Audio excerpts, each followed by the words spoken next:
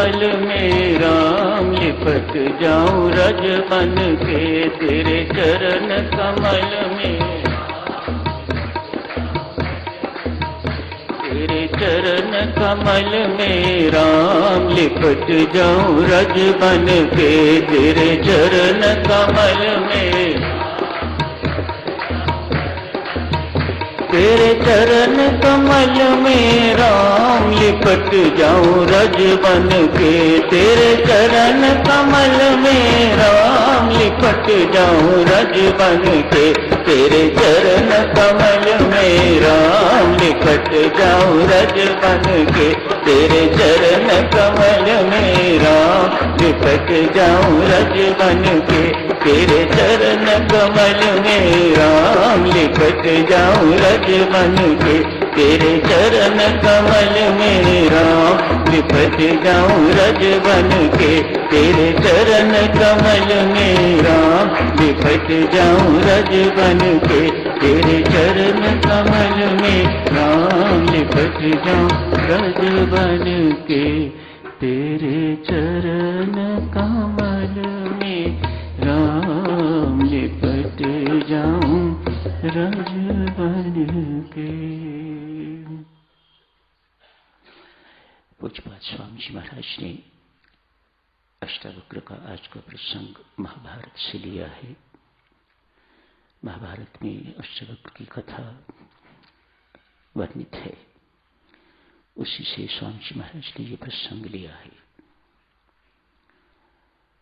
महर्षि घोड़ हैं, उनकी पत्नी सुजाता गर्भवती है। महर्षि आचार्य भी हैं,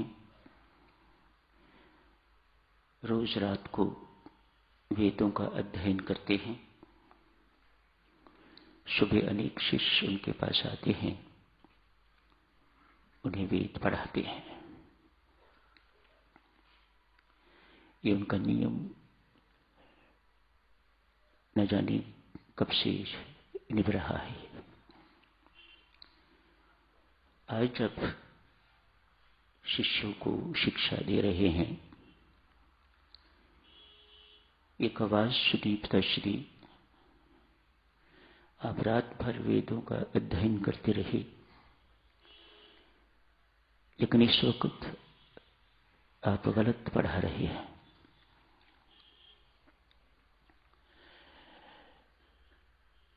महर्षि को बड़ा अजीब सा लगा,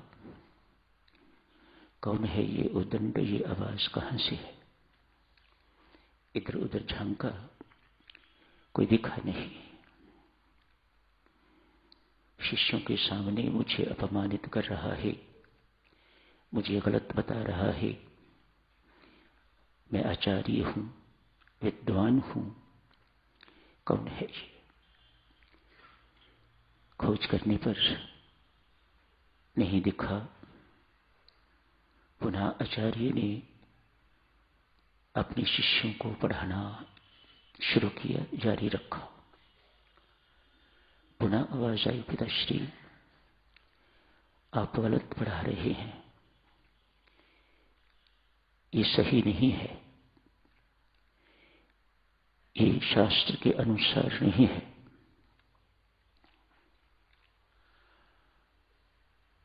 थोड़ा गंभीर हुए, देखा तो पत्नी के गर्भ में उन्हीं का बच्चा है जो ये सब बोल रहा है। अच्छे बाप, ज्ञानी बाप होते गर्वित महसूस करते। मेरा पुत्र गर्भ में ही इतना ज्ञानी है, मेरे से अधिक। लेकिन ऐसा नहीं माना, अपमानित माना। अतएव कहा, तो गर्भ में ही पुत्र टेढ़ी बेढ़ी बातें करता है, जा 8 अंगों से टेढ़ा हो जा। अष्ट वक्र, 8 अंगों से पिता के शाप से पुत्र टेढ़ा हो गया है। अष्ट 8 वक्र, जिसके 8 अंग विकृत हैं, टेढ़े मेढ़े है, अष्टवक्र।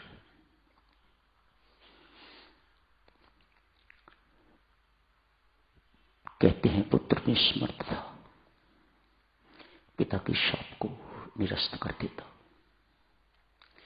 लेकिन ऐसा नहीं किया। मानो पुत्र बाप जैसा नहीं है।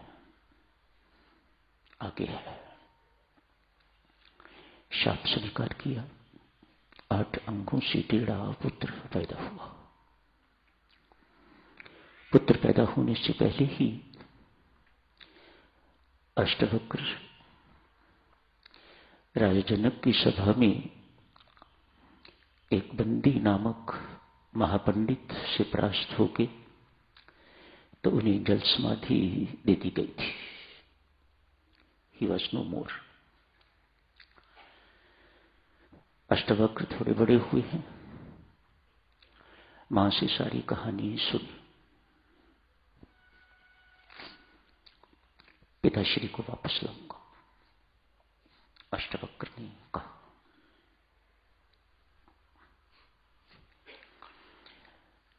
आज घिसटते घिसटते जो कथा आपने पढ़ी है,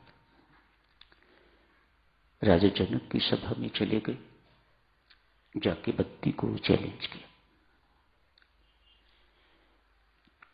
मैं तेरे से शास्त्रार्थ करने के लिए आया हूं। जितने भी यहां महापंडित बैठे हुए हैं, उनसे कोई भी मेरे से शास्त्रार्थ करने को तैयार हो तो आए। बीच की बात आपने पढ़ी, चमार घोषित किया, टेढ़े मेढ़े अंगों को, काले रंग को देख के हंसे सारे के सारे सभासद ब्राह्मण। तो अष्टवक्र जी महाराज ने इन सबको चमार कह दिया। जो चमड़ी देखे वह चमार। उपदेश भी पढ़ा साधक। अष्टवक्र गीता नामक से प्रसिद्ध है जो उपदेश आपने पढ़ा। बंदी से शास्त्रार्थ किया, बंदी हार गया। वह महापंडित जो हर एक को हरा रहा था और जल समाधि दे रहा था, दिलवा रहा था, अष्टवक्र से हार गया है। अष्टवक्र ने कहा, राजन, आपके नियमों के अनुसार बंदी को जल समाधि दी जाए। जो हारेगा उसे जल समाधि दी जाती, जैसे मेरे पिता को व अन्य ऋषियों को। बंदी हाथ जोड़ के दोनों के सामने खड़ा होकर कहता है, राजन, मैं वरुण का पुत्र हूं। मेरे पिताश्री ने यज्ञ करना था, वहां पंडितों की जरूरत थी, वहां ऋषि मुनियों की जरूरत थी। यज्ञ की सफल संपन्नता के लिए मैं एक एक करके सभी को भेज रहा था। कैसे कैसे महात्मा हुए, कैसी कैसी करनी उनकी, कैसी कैसी सिद्धियां उन लोगों के पास। राजन, मेरे पिताश्री का यज्ञ संपन्न हुआ है, सबके सब ऋषि लौट रहे हैं। अष्टवक्र से कहा, बेटा तेरा पिता भी लौट रहा है। पिता लौटे, अन्य ऋषि मुनि लौटे। अष्टवक्र की इस कृति को देखकर सबने आशीर्वाद दिया।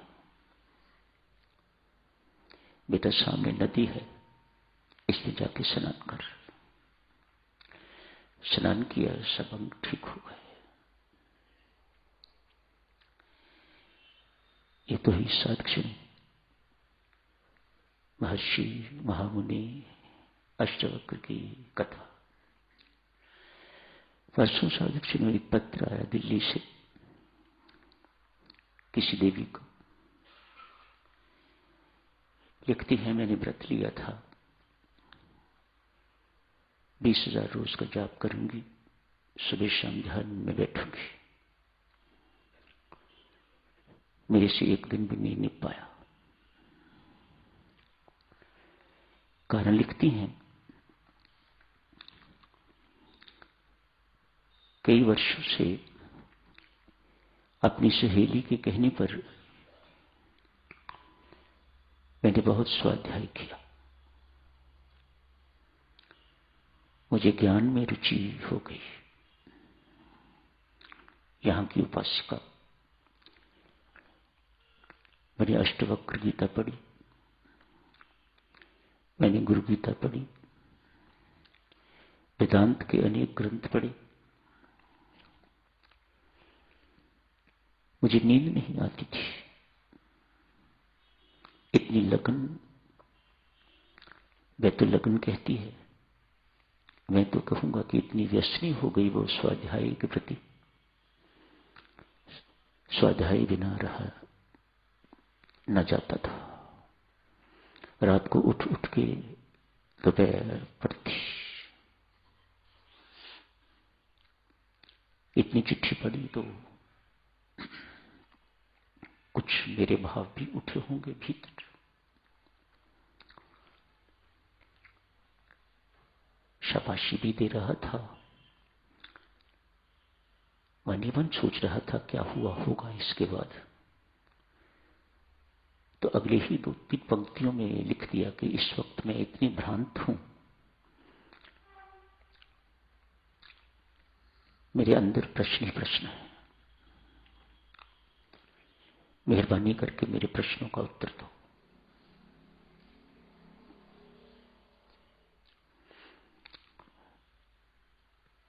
पत्थर का उत्तर मैंने दिया।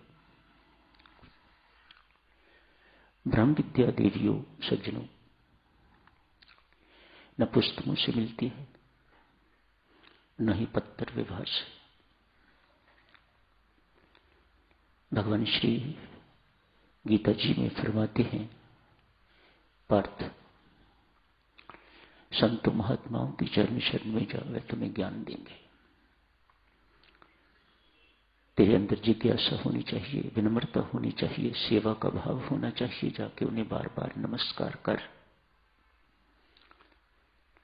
उनकी सेवा कर, उनके चरण चूम, उनकी चरण रज बन, तो वे तुम्हें ज्ञान देंगे, कल्याणकारी ज्ञान। अभिमान देने वाला ज्ञान तो देवी पुस्तक में भरा पड़ा है। पढ़ते जाओ और अभिमानी होते जाओ। उत्कृष्टता देने वाला ज्ञान।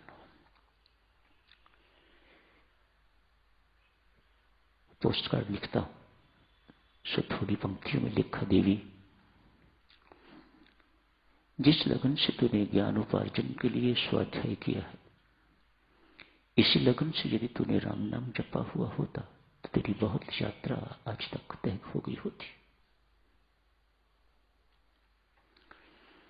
इस वक्त तेरी स्थिति बहुत दयनीय है।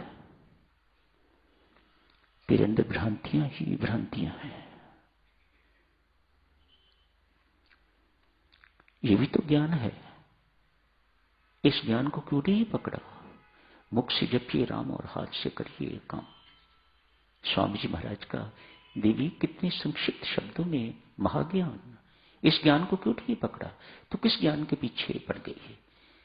और उस ज्ञान ने तुझे भ्रांतियों के अतिरिक्त कुछ नहीं दिया। अभी भी मेरी बात मान। मैं तेरे से प्रार्थना करता हूं, उन पुस्तकों को बंद कर। फजूल में स्वाध्याय रूपी भूसा अपने अंदर क्यों भर रही है? सीधा साधा मार्ग है हमारा, सरल मार्ग है। जरूरत है तो विश्वास एवं श्रद्धा पूर्वक चलने की। शायद बहुत ही सरल है, इसलिए इतनी जल्दी विश्वास नहीं होता, इसके प्रति श्रद्धा नहीं होती। हनुमान जी का मंदिर, मां का मंदिर, जितनी कठिनाई से पहुंचा जाता है उतनी अधिक श्रद्धा उस मां के प्रति और हनुमान जी के प्रति। यहां कुछ भी नहीं करना पड़ता, इसलिए शायद विश्वास और श्रद्धा इतनी जल्दी बनती नहीं है।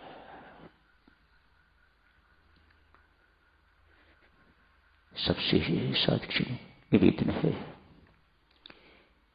इस देवी से हमें शिक्षा लेनी चाहिए। स्वामी जी महाराज ने कोई उनके आर्य समाजी मित्र थे, उस वक्त छोटे होते होंगे आयु में, उन्हें कहा था, काका अधिक स्वाध्याय करने की जरूरत नहीं, मैंने बहुत कर लिया। जगह जगह से दूध इकट्ठा करने की जरूरत नहीं, मैंने दूध भी इकट्ठा किया, गर्म किया, उसे उबाला, उसे ठंडा किया, दही जमाया उसका, और उसके बाद मैंने नवनीत निकाल के आप लोगों को दे दिया हुआ है। अधिक स्वाध्याय के चक्कर में पड़ने की जरूरत नहीं, उस नवनीत का, उस मक्खन का सेवन करो, बाकी सब कुछ मैंने कर रखा हुआ है। वाह स्वामी जी महाराज, कैसे आपका दिया किया हुआ हम चुका सकेंगे। साफ शब्दों में कहा हुआ है, मैंने सारों का सार आप लोगों को निकाल के दे दिया है, बस सिर्फ उसका सेवन करना है। इस सार को पचाने वाला कोई कोई, छाछ पीने वाले बहुत। जब दूध को मथा तो मक्खन भी निकला तो छाछ भी। हम सब छाछ पीने वाले ही हैं, भौतिक लाभ लेने वाले हैं हम, वास्तविक का ग्राहक तो कोई कोई। तो यही समाप्त करने की इजाजत दीजिए।